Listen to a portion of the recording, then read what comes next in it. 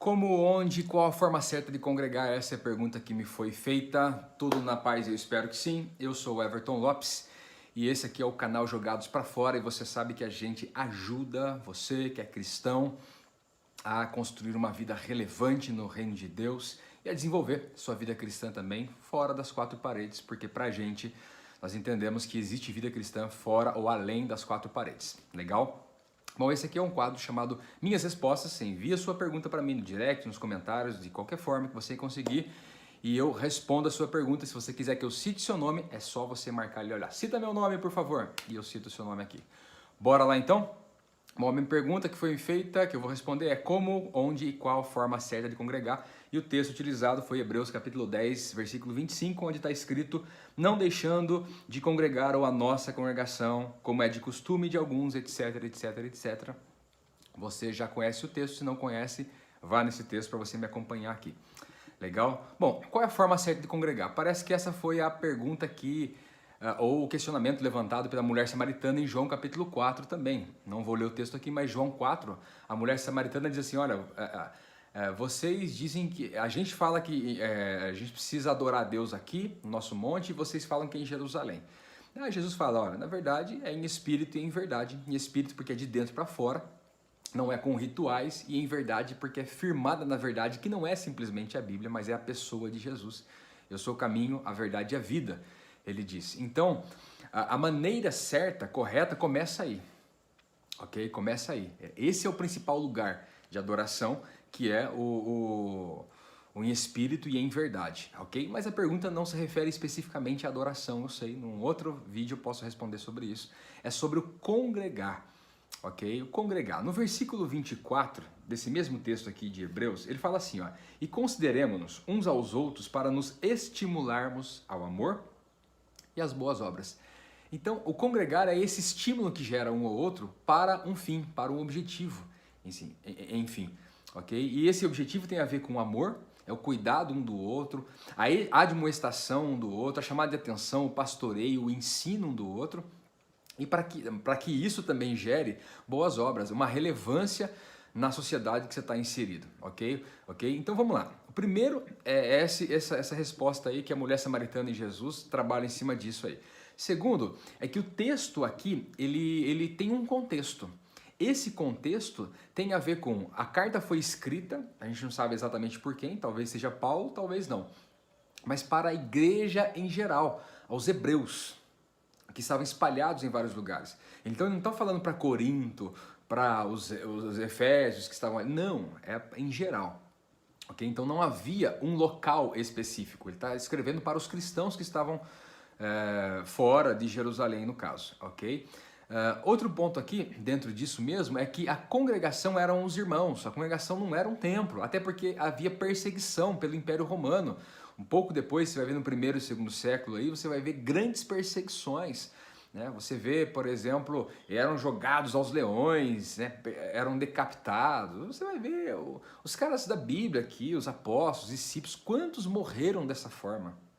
Havia uma perseguição, então não havia igreja num templo, né, reunida num templo, na plaquinha, na rua tal, não tinha essa parada, irmãos, né? Para com essa paranoia, isso é paranoia de muitos, pelo amor de Deus, isso é muito romanismo pro meu gosto, que na verdade acaba sendo muito judaísmo, que veio do judaísmo essa parada aí, mas enfim, a congregação eram os irmãos, agora também entendendo que eram os irmãos por quê? Porque não tinha carreira solo, então nós temos um extremo de você adorar o templo e viver e não consegue viver sem templo.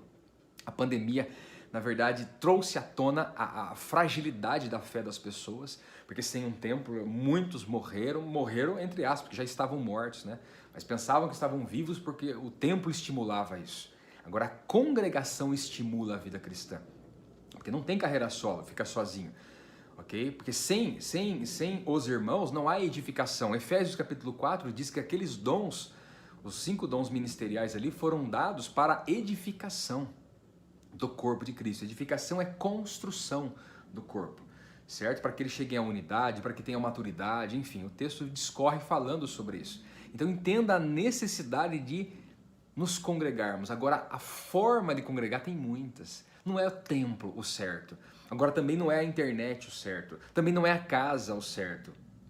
Tudo isso são ferramentas para a gente utilizar para que o principal seja realizado. Então, internet, casa e templo, os três podem ser usados. Inclusive, pela mesma pessoa, os três podem ser usados, ou pelas mesmas pessoas.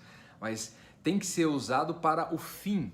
O fim disso é muito importante. E o fim está explícito aqui no versículo 24, daqui a pouco eu vou encerrar falando sobre isso. Ok? Então vamos lá. O objetivo de congregar era esse e eu vou fechar com isso daqui a pouco. A igreja, no início aqui, em Atos, você vai ver no versículo 46 dizendo o seguinte, ó. Eles não paravam, cessavam de fazer o quê? Olha aqui, ó, vou abrir o meu texto aqui para você acompanhar comigo, ó. E perseveravam unânimes todos os dias no templo e partindo o pão em casa, comiam juntos com alegria. Aí você vai falar assim, tá vendo só como todo dia eles estavam no templo, mas era um templo judaico, era uma sinagoga, era o contexto judaico, era o cumprimento da lei, não era um templo cristão, não existia templo cristão, pelo amor de Deus, não tinha isso. Era um templo, eles eram judeus. E ali não havia nenhum tipo de doutrina específica sobre essa congregação, como fazer. Não tinha as cartas de Paulo, por exemplo, que vem depois fazendo isso. Em Atos, eles se converteram, foram cheios de Espírito Santo e havia uma ordem. Fiquem em Jerusalém. Havia uma ordem, fiquem em Jerusalém até que vocês recebam o Espírito Santo. Depois disso, saiam. E eles receberam e ficaram inertes. Eles não responderam da forma que Cristo ensinou a descida do Espírito Santo, a vinda do Espírito Santo. Eles ficaram inertes. Eles tinham que avançar, ficaram inertes ali. Aí começou uma certa perseguição depois. Então o templo em Atos que eles frequentavam era uma sinagoga judaica. Mas onde eles partiam o pão? Onde eles tinham comunhão? Onde havia edificação entre eles? De casa em casa, no partir do pão. A ceia, que é a comunhão que Cristo ensinou ali, tem até uma pergunta a respeito disso, tem um outro vídeo que eu vou falar e falo a respeito disso, ok? A ceia, ela era de casa em casa, eles faziam isso de casa em casa, nas casas uns dos outros. Então quer dizer que o templo é errado? Não, nem templo, nem casa, nem internet, não tem errado ou certo. A questão é o propósito disso e os objetivos que você alcança para fazer tudo isso. Lembrando que nesse texto de Atos, eles não tinham clareza sobre como proceder. Era o início da igreja, não dá para eu pegar o contexto de hoje e jogar da mesma forma lá. Não é assim que você interpreta. Isso aí é um estupro, eu costumo dizer, hermenêutico e exegético. Legal? Quando Paulo se converte, então começa a dar clareza para os irmãos, para a igreja, em relação a como a igreja deve proceder com ela mesma e com o mundo. Então, essa inércia é quebrada. Quarto ponto aqui na história, cristãos eram perseguidos, jogados para os leões. Você vê que aquele símbolo do peixinho, ele surge por causa da igreja que era perseguida. Então eles marcavam locais, caverna de repente, locais específicos de pontos de encontro, para que eles pudessem estar juntos ali edificando um ao outro, ok? E esse templo formal começa com Constantino. Constantino une Estado e igreja. E ele formaliza isso. Aí nasce a Igreja Católica Romana. Ok? Então não tinha, antes de Constantino não tinha essa questão. Até porque o cristão era extremamente perseguido por Roma. E na atualidade tem muitos lugares. No quinto ponto aqui, ó, eu falo sobre isso. Na atualidade tem muitos lugares ainda no mundo, muitos países ainda que não é permitido ter um templo cristão. É a cultura deles, às vezes é a religião deles, enfim. São as leis locais. Como tem perseguição de muçulmanos, de budistas, de várias outras religiões também. Ok? Então, na Coreia do Norte, você fala assim, mas vamos usar a internet na Coreia do Norte. Não dá, porque lá é bloqueado, você não pode usar a internet. Nem Cuba você pode usar do jeito que você quer a internet.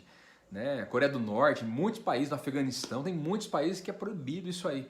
Ok? Agora, independente minha conclusão é a seguinte, internet é uma ferramenta, templo é uma ferramenta, casa pode ser uma ferramenta. A questão é o que eu faço e por que eu faço. Então, propósito e o objetivo. Essas são duas questões. Cuidado para você não usar um desses e substituir tudo. Eu uso o templo, substituo tudo. Eu uso a internet, substituo tudo. A questão não é essa. A questão é o que eu posso usar para potencializar como ferramenta a minha vida no reino de Deus. Na prática, nós devemos congregar. Com isso aqui, eu encerro com isso. Hebreus capítulo 10, versículo 24. Considere uns aos outros, ok? E estimule uns aos outros ao amor e às boas obras, o cuidado uns aos outros, a edificação. Se você tem o dom de pastor, de profeta, de evangelista, edifique a comunidade. contribua, veja quem está necessitado, supra as necessidades do órfão, da viúva, daqueles que precisam, do desempregado, cure os seus irmãos internamente e exteriormente se for necessário. Enfim, há essa necessidade, a congregação é feita para isso. Não é para blá blá blá, para campanha, não é para vou fazer porque tem que estar lá, cumprir o ritual. Não quero ir, mas vou, né? Fazer o quê? Deus mandou, tem que ir para ser salvo. Não é essa a ideia. Isso é medíocre. Isso é medíocre. Quer reunir num templo, reúna. Quer em casa, reúna. Quer na internet, reúna. Eu tô aqui na internet, é uma ferramenta, mas o tete a tete deve acontecer de alguma forma, além da internet, porque a sociedade está aí fora. E as boas obras, a congregação deve gerar boas obras, boas ações. Lembra de Tiago falando sobre boas obras? Boas ações, quer dizer, é Cristo vivido aí fora, através de mim. Essa é a ideia. Então, congregação, qual é a maneira certa? É a maneira bíblica. Qual é o lugar certo? Não tem. O lugar certo é onde dá. Se dá para ser embaixo de um pé de cajueiro, como eu já fiz muito no sertão, em tribo indígena eu já fiz muito na floresta, em quilombola sentado na rua de terra. Não importa o lugar. O lugar certo é em espírito e em verdade. Aí deve acontecer. Agora, o propósito e o objetivo devem estar alinhados. Sempre proporcionando comunhão. Comum. O que temos em comum? Cristo e os seus princípios. Nós somos unidos. Unidos é diferente de estar junto. Tem gente que está junto, mas não está unido. Vou gravar falando sobre isso. Estar junto é uma coisa, unido é outra. Tem muito ajuntamento e pouca unidade. Quando há unidade, há reciprocidade, há amor, há carinho, há afeto, há um lutando pelo outro e não um lutando com o outro. Essa é uma grande diferença da congregação de Cristo e a congregação dos homens. A congregação dos homens, pelo que eu tenho visto, tem gerado mais blá blá blá, mimimi, reclamações, um tentando atacar o outro ao invés de um edificar o outro. Essa não é a ideia. Você vê, por exemplo, uma denominação briga com a outra e dentro da mesma denominação, uma congregação briga com a outra. Isso não é congregação de Cristo, isso é dos homens. Eu não preciso de um templo para viver minha vida cristã. Mas se você quer, ok, não há problema nenhum. Não há problema nenhum. E eu posso, de repente, estar num templo? Não há problema nenhum. Posso estar num templo também. Mas a minha vida não é firmada num templo. E eu não preciso necessariamente ter comunhão com os meus irmãos ali. Porque ali não é lugar de comunhão. Ali não dá para ter. Não dá. Ou você vai em 40 minutos, uma hora e meia ter comunhão. Tem 100, 200, 300 pessoas, 1000 pessoas ali. Você vai ter comunhão como? Fala para mim. Você não conhece quem está do seu lado. Você entra sem ninguém te conhecer, sai sem ninguém te conhecer. A comunhão geralmente é feita de casa em casa. Quando você quer conversar com uma pessoa e ter intimidade com ela, você chama na mesa da sua cozinha, geralmente, né? Senta ali, bate papo, conversa. Congregação deve ser uma mesa de cozinha.